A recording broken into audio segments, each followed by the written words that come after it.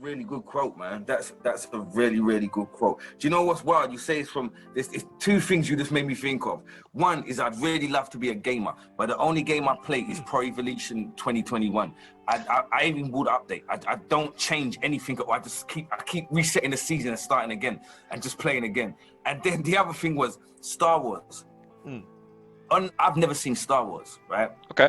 I've no interest in it, and as part of my podcast, the podcast I do, they've got this idea to film me watching every single Star Wars film, and they like it's got to the point I feel like they're bullying me because I don't want to watch Star Wars, man. I don't care. I genuinely, and if they're gonna film it and then banter me while it's happening, and I'm like, damn, bro. And then I found out they're trying to make a new Star Wars trilogy, which then made me think, hold on a minute. So what's the old Star Wars trilogy? And then I found that there's 2 trilogies already. Yep. And then there's a thing called The Mandalorian. Yep. And there's lots of different bits, and they're trying to get me involved in all of them. And I couldn't think of a worse thing in life. Do you know, see space? Like, I'm a nerd. See Brian Cox. I love me a bit of Brian Cox, right? He's all right, isn't he? Yeah. Learning about what's out there and how the planet's formed and all of this stuff here. But you see sci-fi. Stop it. Can I pitch it to you a way that I guarantee you no one else is going to pitch it to you, now knowing what I know about you? Go ahead. Okay. George Lucas, when he penned the original Star Wars films, based the mystical Jedi Knight Order, which is what the films kind of base themselves around, on the Bushido Samurai Code. In other words, he tried to take the elements of samurai culture that he had viewed through sort of the black and white samurai films of the 1940s and 50s through to the 60s. Tried to imbue that with the kind of the Tolkien, the sort of the more typically fantastical books of the 1960s and 70s, and then added in that science fiction element because that was becoming prominent in the 70s, like with Flash Gordon, which he famously tried to buy the rights to that and failed in doing so. And I'm sure he's kicking himself right now, having sold the license to Star Wars for $8 billion. But the point is that the essence of Star Wars is it's a tragedy of an individual who falls from a position. It's that thing of the road to hell is paved with the best of intentions. Now, here's where my pitch falls apart. One of the films is basically space Twilight. One of the films is... I haven't seen Twilight, so I can't critique it. So perhaps we're onto a winner there. Okay. What if I was to tell you that one of the most famous lines in that film, this second film that I'm saying to you is Space Twilight, is... so they're having this really supposedly romantic moment, the main protagonist and the love interest, and he goes, "I don't like sand. It's coarse, rough, gets everywhere. Not like everything here, where everything is soft and smooth." And he's gesturing towards her and trying to touch her shoulder in that moment. Now, I don't know about you. Whenever I've tried to attract the attentions of a fair lady, never do I reference sand and how coarse it is. Yeah. It just isn't that's not my game that I lay down. Maybe I should, I don't know. Maybe sand is really just one of those things that just gets women really ready to go. But in my experience... I'm pretty sure it has the opposite effect. Do you know what? You might be right, because actually within that scene, she's kind of like, creepy.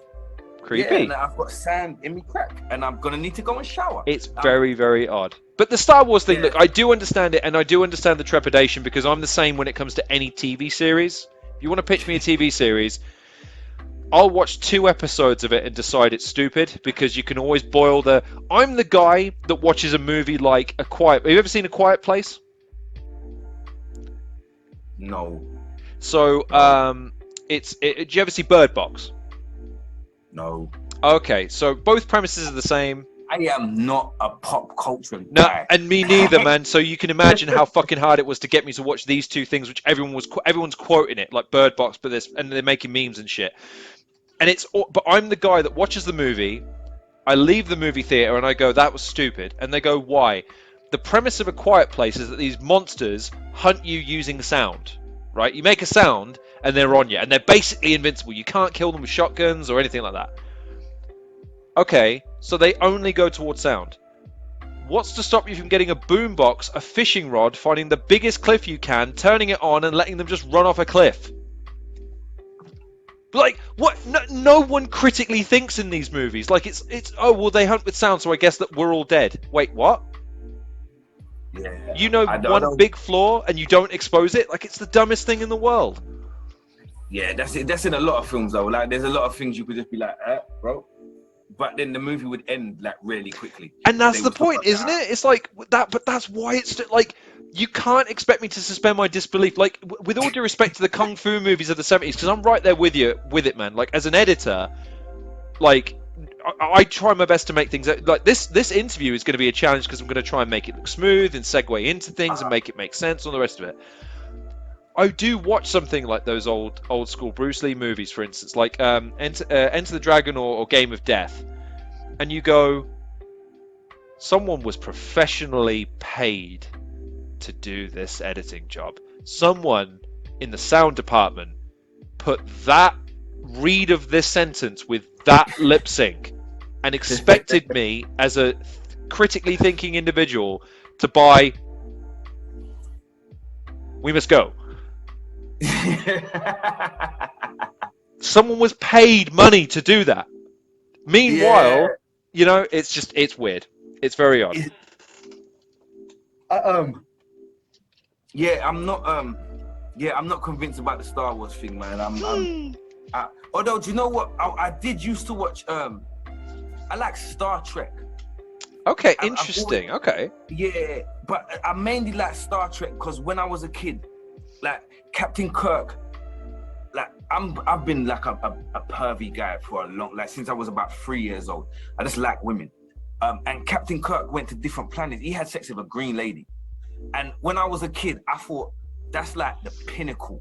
Like you went, like she's green, bro. Like over here we got like black, white, brown, various shades of in between. She green. Like you on a whole new level. And I think I gained the respect for Star Trek because of Captain Kirk and his sexual escapades. And it's probably not the best foundation for learning about sci-fi, right? But I like Star Trek, man. And I love Spaceballs. Spaceballs is amazing.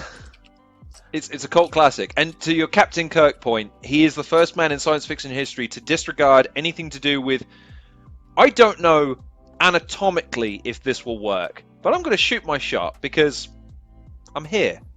And I'm boldly going where no man has gone before. Where no man has gone before, man, you got to love it. You got to love it. Like, he with no fear, he said, I'm doing this for planet Earth. Yeah? I got, like, come on. Like, yeah, as a kid, that tells you how warped my mind was as a child. That is just a brief insight, a little window into my warped childhood mind. Was like, damn, I really want to mesh green women.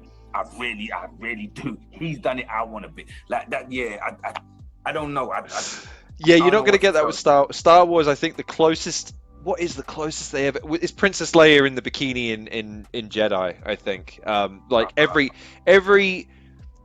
God-fearing, red-blooded, basement-dwelling nerd has that picture in their wallet, wall, screensaver, something along those lines. Next to the big Jabba the Hutt. Bit weird for me because my sister's called Leia, so I don't personally have that fixation. That, by the way, gives you an idea of how. So I'm not pitching Star Wars because I'm a fan of Star Wars, but I'm not an uber fan. My mum and stepdad went to the movies in full costume, and one of their kids is called Leia, and the other one is called Hayden after Hayden Christensen, the actor that played Anakin Skywalker in the movies. Well, I thought he was going to say Luke. Yeah, I swear to God, I thought he was going to say one. They had twin girls, and if they were going to say if one of the girls was a boy, it would have been Luke and Leia. And they went on, by the way, that wasn't something that they just told their friends. They went on BBC Three when that was just starting out on a television show, and someone said, so we've got a couple of Uber fans here, and there they were. One was sat in a Darth Maul mask, the other one was in a Yoda mask. They took him off, and they did the interview, and they said, so how many times you watch the movies? Thousands of times. Thousands of times. And the presenter was dressed as Leia as well. Like, looking back, I can't believe I didn't give them more shit for it, because it was one of those things where you go, bro, I'm not gonna lie, like, my dad's an alcoholic, and I think he's winning. I think he's winning in this scenario. It was. Oh, by the way, and again, that was a zeitgeist, man. When Phantom Menace came out, that was one of the few times I ever remember people queuing outside of a cinema to get tickets for. But it's a kids' fantasy film series. It's not really it's for kids. They watched that film 7 or 8 times before I got to go and see it. So I'm like, motherfucker, I'm 10 years old and I'm. They was like, no, this is us. This is for us. So Lawn is an afterthought. Yeah, you can see it after we've critiqued it several times. Then Lawn gets his opportunity. Damn, bro. I love you, Mum. I do love you, but your fandom of Star Wars is something that continues to perplex me in the same way that your fandom of Michael Jackson continues to perplex me. But those are subjects better served for a psychiatrist. Anyway.